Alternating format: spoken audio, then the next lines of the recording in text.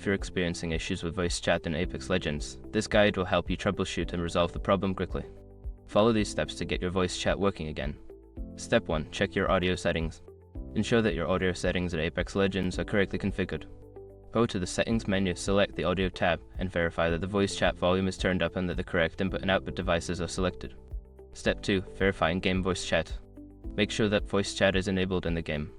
In the same Audio Settings menu, check the option for voice chat and ensure it is set to on. You can also adjust the push-to-talk settings if needed. Step 3. Update your audio drivers. Outdated audio drivers can cause issues with voice chat. Check for updates for your audio drivers through your device manager or the manufacturer's website and install any available updates. Step 4. Check your network connection. A poor internet connection can affect voice chat functionality. Test your internet speed and stability. If necessary, restart your router or switch to a wired connection for better performance.